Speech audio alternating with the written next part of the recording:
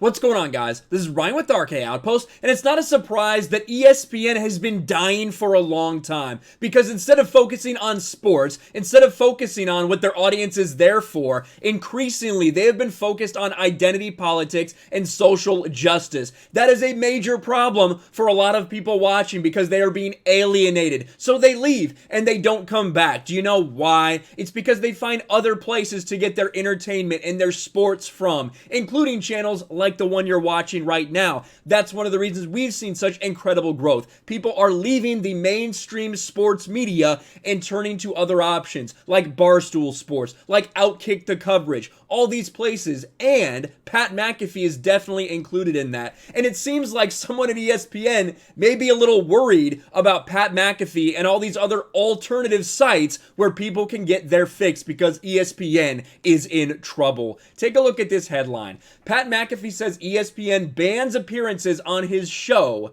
ESPN Responds. Now, it should be noted that ESPN kind of came out and said, well, we don't know how that came out. We don't know how that's going around, but, it's not the case. We're just simply evaluating things about our schedule and how we let our people go on other channels, things like that. But I think there's probably a lot of fire with all of this smoke going on. Let's read the article. Pat McAfee said during his Friday show that ESPN created a mandate banning its employees from appearing on his show. But ESPN said its intentions weren't to ban guests and that there are no bans going forward. Now, these are quotes from Pat McAfee. There's a video here, but it's kind of long and rambly. I did listen to the whole thing, but I think these quotes probably do it justice and really tell you what you need to know.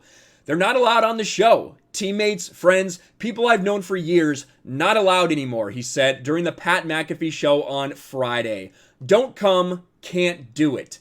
McAfee said he believed his show was singled out in this mandate, but mentioned it had previously happened with ESPN and Barstool, which of course it has because they see them as a threat. They understand that normal people are leaving ESPN, they're leaving Fox Sports 1, and they are going to Barstool, Outkick the Coverage, Pat McAfee, Sports Wars, Black and White Sports, and other channels and networks exactly like that, for speaking the truth, for being a little bit real, for being normal instead of the traditional mainstream media garbage, and of course with their pushing of social justice identity politics. We had a chance to be at Barstool when a similar thing happened, where ESPN employees were no longer allowed to do any Barstool shows, he said. ESPN football analyst Dan Orlovsky, a regular guest mentioned in the video clip, replied to McAfee's tweet about the situation. So again, this is that video clip I was talking about. Pat McAfee says, it was a good run. Shout out to all my friends that used to be able to come on the show. Hashtag Pat McAfee Show Live. Dan Orlovsky, ESPN employee, me missing you already, a little baby Yoda gif. During the show, McAfee said he got a text and follow-up calls informing him of the new mandate banning ESPN employees from appearing on the show. McAfee said he wouldn't stop calling or texting his friends who happen to work there, which led the crew to test the theory. Does calling or FaceTiming a friend who works for ESPN while live on air qualify as having them on the show? So, Pat McAfee then FaceTimed ESPN's Ariel Helwani, who, when he answered, McAfee aggressively said, "You're not allowed to be on here. Why did you answer?"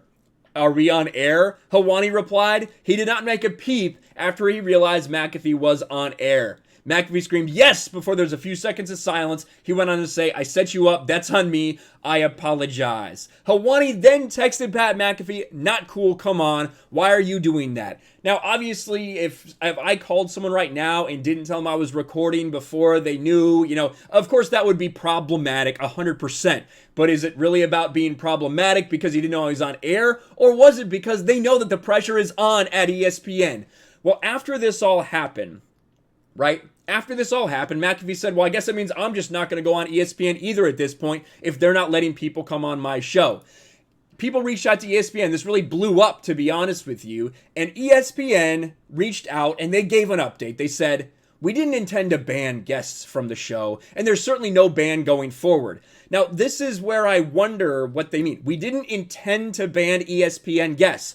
Why didn't you just say, we didn't ban ESPN guests? Why is the wording like that? We didn't intend to ban ESPN guests from the show.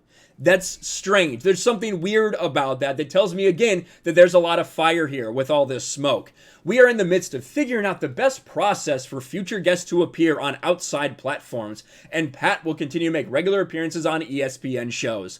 We'll see about that. Someone brings up in the chat that it happened with Dan Patrick too. It happens to a lot of these people who get bigger and ESPN sees them as a threat. Well, that's what they're seeing from Pat McAfee. That's what they're seeing from Barstool. That's what they're seeing with Outkick the coverage. And the list is only going to continue to grow as ESPN's fan base and viewership continues to shrink. They have had record lows even before the pandemic, guys. Before the pandemic happened, they had a record lows in terms of viewership for their normal programming because simply put, people don't give a fuck about ESPN anymore. They do not care about these activists that they have on air. People tune in to hear about sports, and Pat McAfee, in an entertaining way, talks about sports. So does Barstool Sports. Of course, they talk about a lot of other shit too there as well, but one thing they don't bring into it is the cringe identity politics and pushing social justice. This is going to continue to happen. You're going to continue to see these things happening because ESPN is continuing to slip away into irrelevancy. Let me know your thoughts about this in the comments below. Smash a like button, subscribe to the channel, ring the bell for notifications, share this video out there, and I'll talk to you later.